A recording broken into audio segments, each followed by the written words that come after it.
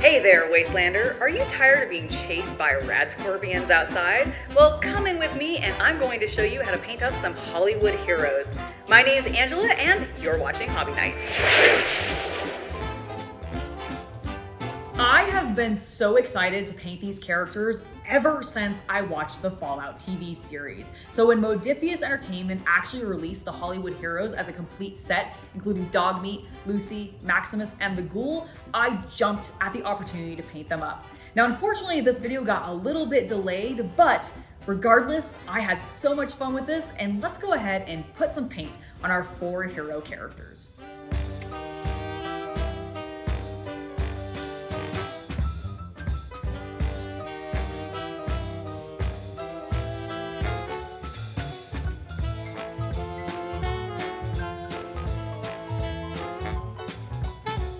We have 4 characters to paint up, and we're gonna start with the best boy. That's right, Dogmeat. Now, one of the main reasons I'm actually starting with Dogmeat is because he consists of the fewest colors, and I feel like it's a good warm-up for the rest of the characters we're going to be painting.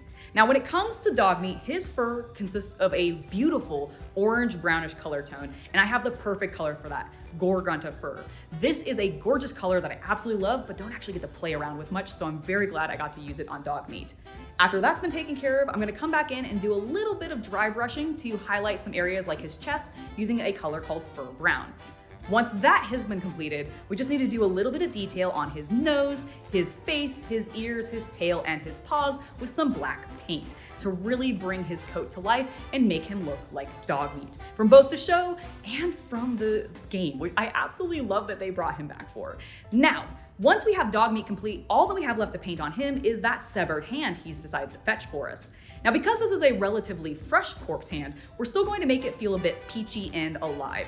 First, we're going to apply a peachy flesh tone over top and do a flesh wash over top that to reduce it down and make it look a little bit dirtier, like it's been gnawed on and there's some blood maybe there a little bit on the outside. Once that's complete, we're gonna come back in, dot the bone at the wrist with some white, add some congealed blood around the side with some blood effects paint, which frankly, I think makes this look really cool, very gruesome, and really adds to the effect. And then finally, I need to come back in with a bit of silver color tone for Dogmeat's collar because I forgot to paint that up. There's a little buckle there and it just needs a tad metallic paint. After that, we can finally move on to painting up some of our other characters.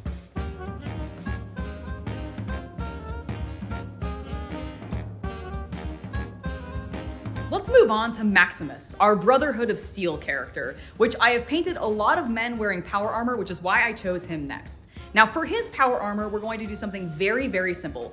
First, we're going to base coat both the power armor and the gun entirely in Basilicanum Gray.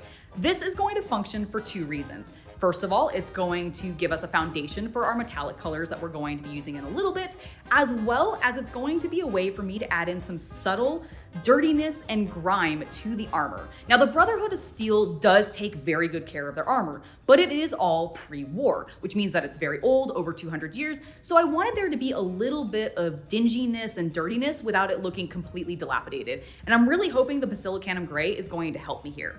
Now, once the gray is dried, we're gonna come back in with a black paint and apply this to his torso, as well as the joints in his legs, as well as any of the wires and cabling that are actually powering the armor, because I want them to look like they're coated in black rubber. Once that has been complete, we're gonna come into those metallics I was talking about, and our first color is going to be Lead Belcher.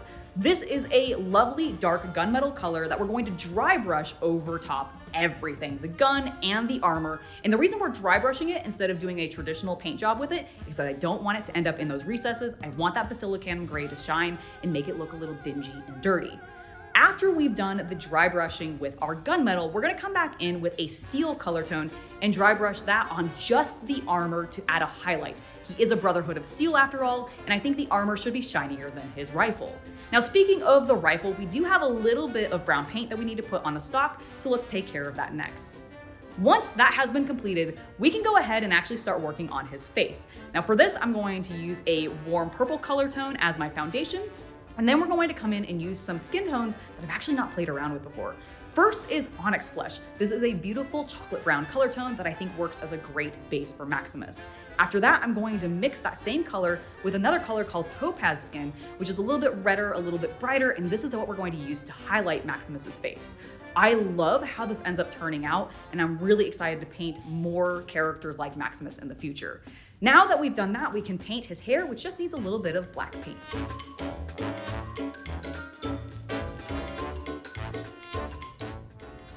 I have had an incident occur. One that I'm admittedly a wee bit frustrated by, because this is the second time it's happened.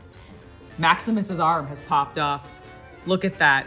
I even green stuffed it at one point, but for some reason, it broke into two separate pieces. So here is my plan to just help myself avoid some future frustration as I continue to work on him. His arm's staying off until I'm ready to mount him to his base. And then I'm just gonna glue everything at once. And hopefully then I will never have to touch him again. At least like I can pick him up from his base and stuff in the future, and I won't have to deal with this problem. Maybe I should get some different glue in the meantime or something, I don't know. But it has been a little bit frustrating. However, I'm actually extremely happy with how his face is starting to come out. We have a little bit more highlighting to do, so let's get back to working on Maximus and our other characters. Seriously, if you have any suggestions on what I might be doing wrong when it comes to assembling these resin miniatures, because I keep having just one model of the whole set keep failing on me, and I don't know what I'm doing wrong. So please, down in the comments, let me know what I can do to seal my resin miniatures together more securely. Now that we have Maximus in pieces, let's continue working on his armor. There's actually only two other things that I want to do. First, because his armor was recently scarred up by Yao Guai, I thought it might be fun to add a little bit of color to the model by adding some rust effects around those recent wounds. They would be exposed, they aren't going to have the same coating that the surface is going to have, so they might start rusting relatively quickly. After that is completed, we're going to grab some red paint, and I'm going to do my best to try to freehand on to his chest the Brotherhood of Steel symbol.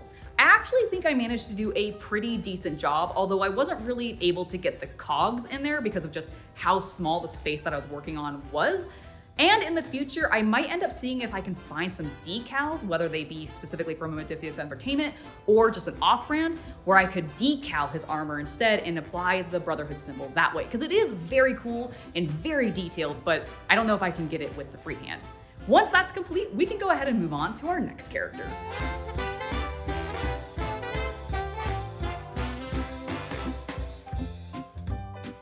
Hey guys, I just wanted to jump into the video to remind you to hit that subscribe button if you haven't already, especially if you're enjoying the content that you find here. And if you're into the spicier side of the hobby, well, my Only Fanatics VIP page is currently 50% off through the end of the month for new subscribers. So if you're interested in that kind of thing, use the link in the video description below, and I hope to see you there. Now let's go ahead and get back to the video. It's time to paint the Ghoul, probably my favorite character in the show, and the one I'm actually the most nervous to paint up, specifically because his outfit is pretty much just brown. It's a lot of browns and they're very homogeneous. So I'm gonna take some artistic liberty as we paint this guy and change a couple of colors up so that he stands out a bit more. Now, first thing we're gonna do is take care of his face. First, we need a little bit of purple paint for that undercoat, but I'm actually gonna do a second undercoat using Dark Oath Flesh, which is a nice reddish brown color tone, to really emphasize that he is decaying and his skin is sort of slopping off. After that's done, we're gonna come back in with Topaz Flesh, which we used previously, and apply this as the final highlight color on our Ghoul. I actually love the way his face turned out, and now we can start working on his outfit. Now there is a small, tiny bit of color that we get to play with that's not brown on his outfit. That's because he's got a blue button-up shirt. We're gonna paint that first. And then after that, editor, put all the brown up, because oh my goodness, there's a lot of brown colors we're gonna be painting up. His vest gets painted brown. We're gonna paint his pants in a different brown color. And then we're gonna paint his jacket, his gloves, his hat, and his boots, all in the exact same brown tone.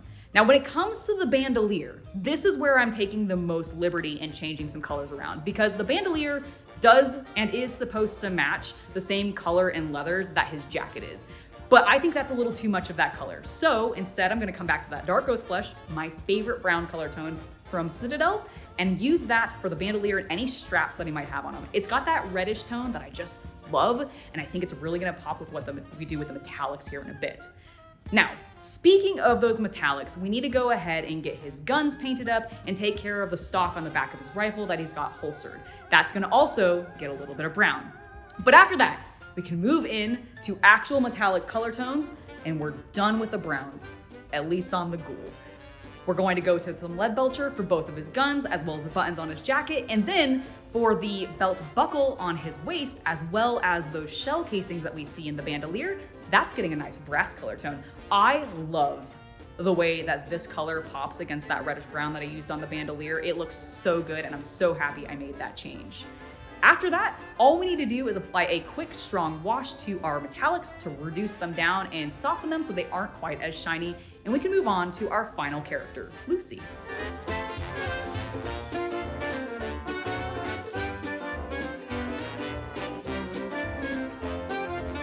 It's time to paint our vault dweller, Lucy, my lookalike. Well, actually, I'm her lookalike because she came first, but she's gonna be pretty straightforward, and if you watched my previous painting tutorial, you're gonna see a lot of the same colors there here.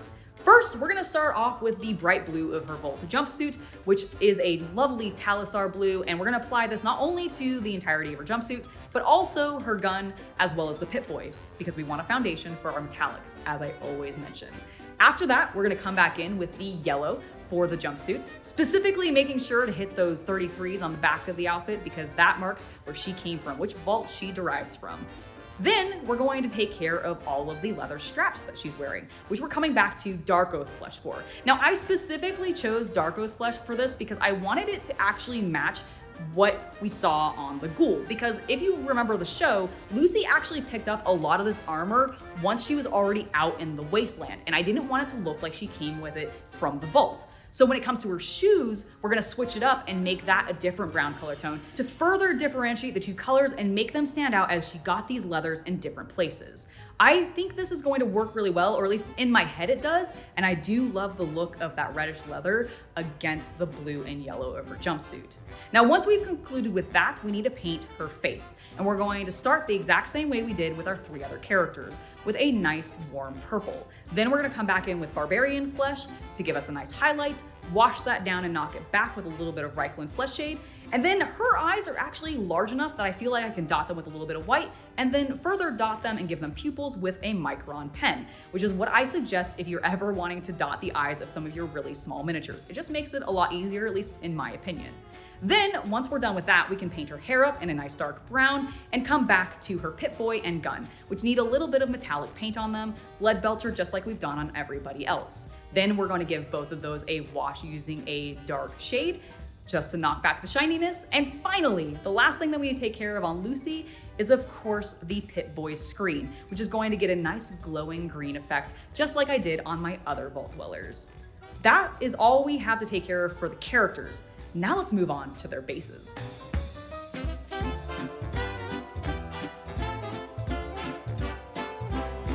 Now, when it comes to the bases, we're going to end up using a lot of the same colors that we already have, except when it comes to the three desert bases. We're gonna use Agros Dune on these to give them a nice yellow goldenrod color to make it look like they're actually in the California desert. Whereas Maximus, he's actually set in the scene where he first picked up his armor and took it after the Yao Guai kind of killed the previous knight that was wearing it.